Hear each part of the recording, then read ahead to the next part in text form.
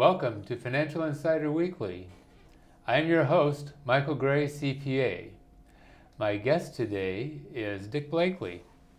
Dick is a wealth consultant. He is the president and CEO of his own company, the Blakely Group, Inc., which he founded in April 2009.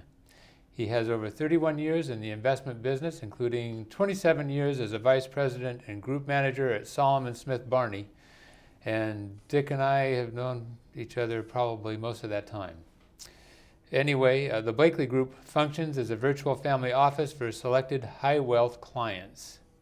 Today, we're going to discuss a case study to show how a family can set financial goals and reach them with the help of a financial advisor.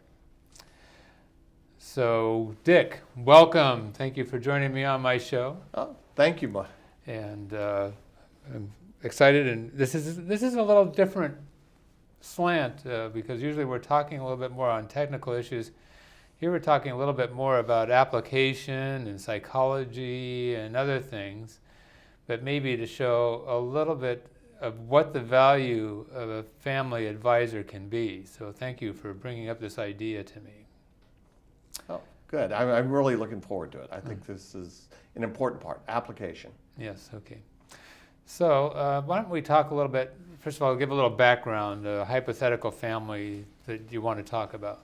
Okay, well, let's take something that may be a typical family. Let's make the father 74, 75 years old. Let's make mom 69 years old. Father had been a business owner, sold it 10 years ago. Let's say now he's having some physical problems, plus maybe some short-term memory problems. Mom's been a great homemaker. She's had less to do in the financial decision world. She's been great there for the rock for both the husband and for the two children. Let's give them two children. Let's make them both professionals. They're both through college. And, you know, what would be typical is probably two grandchildren and I don't know, let's say 9 and 12 years old. Just that would be typical. Okay. So you have this family who's come to you. Maybe we should, you were talking a little bit about just starting to have some short-term memory problems. Let's just say this is really, it's become a little bit of an issue. And so that's really, I think what's maybe even instigated some of these meetings to some degree is that there's a feeling maybe we need some help here. So how did you help this family define their financial planning issues? Well, a family that's like this would start out, would be as an introduction, and we would come in, and it would be a series of meetings. It just wouldn't be one meeting. And it's not one of those that's, you know, here, show me all your financial information and we'll walk away, because usually that's the last thing that we really need to see. So the first meeting is going to be with mom and dad together, and what it's going to be is just a discussion of what are their short-term goals, what's their longer-term goals. And the short-term goals is what do they want to accomplish over the next 12 months, and then they're going to be looking for what's going to be happening over the next 3 years. And I try and look out for 3 years because 5 years seems to be an eternity, and 20 years definitely is a much longer time frame. And so then we'll have the discussion with mom, what's her frustrations. We'll get a chance to hear it from her standpoint. Then we'll talk with dad. He's going to be very frustrated because he knows he's having some short-term memory problems. Then there'll be finally a meeting of the two together, and then go back, put them together some things, and we'll put together a family meeting. So the family meeting then, basically we want to get also the children to the table. Right, because the children are going to be the support for the physical and some of the issues with dad, but then especially for mom, because she needs some help here. She's going to probably be angry because for the first time she's being forced out of her comfort zone to make some of these decisions she may not have made in the past. Okay. So what are some specific issues that arose in the meetings with this family? Well, usually what will have happened, there will be something that precipitated this. There may be some anything from signing some documents that truly didn't quite understand what the impact would be on some of the financial situations. There may be missed some payments on some document. It may be the cost of managing the money has got out of line. It may be some loans are out there that have been forgotten about, or some promises has been made that's out there. The estate planning may not be truly up to snuff. So there are a number of those things. And usually what's happened is there's been no oversight. And usually it's by the time I've been brought in, it'll probably be 2-3 years before since there's been real oversight in how the overall process of investment management's been looked after. In other words, things are sort of falling apart. There's a little decay in the situation, so it does need to be addressed. Okay. So when and why did you promote the idea of having family meetings? Well, as you said, I now have over 30 years in the area.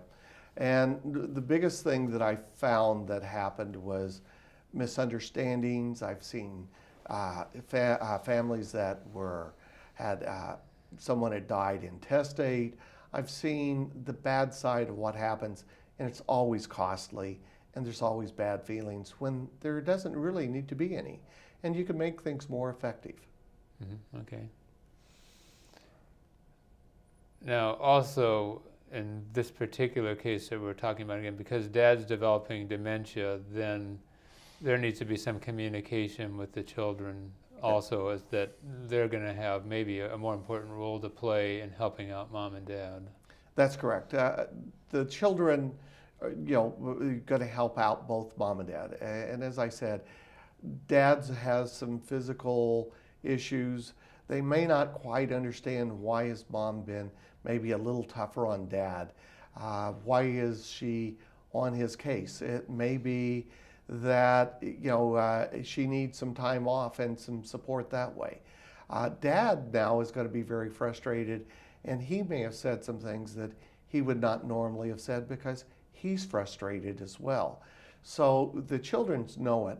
It just has not been brought up necessarily with the children. And not only that, is no one's tried to put together to where they can actually become part of the action team to help both Mom and Dad out and actually make things work better for everyone. Now, in this family that we're talking about, the children, I think, were prepared to step up to these roles, but in some families they're not. And so in some cases you may need to bring other professionals to the table. For example, there are professional fiduciaries that work with families, and so they can step in to roles that maybe other people just aren't prepared to handle. That's correct. You may need a professional fiduciary. I've actually seen to where you may actually need to bring in a family therapist because things are so disjointed that before you need to bring in the fiduciary, you need to first resolve the other issues and bring them into play first. Right. Okay, that's a good point. All right. Well, let's say you did decide to have a family meeting. What sort of ground rules do you establish when you're putting one of these together? Well, the first thing is Mom and Dad need to be in control. So the best way to be in control is a formal written agenda needs to be brought up. Now with that is, what are the rules that are going to be there? What is not on the table to be discussed? That's as important as what's going to be on the table to be discussed. So Mom and Dad are in charge. They write the agenda. Next thing is we need to have the ground rules for the meeting. There are many times, and it depends on how many children's and the dynamics of the family, but there may be one child that maybe take more control over a meeting than another. And so there may be one child that feels that they have not been heard. So we need to set up the ground rules in which the children will know that they've all been heard. And at that point, they can also be brought in to become part of the solution for the family. Because it may be that the quiet child that hasn't been heard before may be the biggest part of the solution. Okay. All right. So in this case, well, was there something else that you want to add? So let's say now you have the meeting. So now let's go to the next thing. You may have the meeting, and you probably need 6 to 8 hours to have such a meeting. And then you have to write copious notes. Mm-hmm. I mean, and then you have to recondense this and come up with planning, what I call planning and financial notes, in which you're going to discuss everything from what the family's goals are. We're going to discuss what is the personal financial statement look like. Mm-hmm. It may be the first time not only the children have seen the personal financial statement for the family, but probably mom's first time that she's actually seen the personal financial statement for the family. Or dad. I mean. And dad. So, depends on the family. Depends on the family. So you're going to have probably a document that may run 8 to 14 pages long. Mm-hmm. That is now a good chronology of what was discussed and who was to do what are the estate planning issues that need to be addressed, what are the investment management issues that need to be addressed.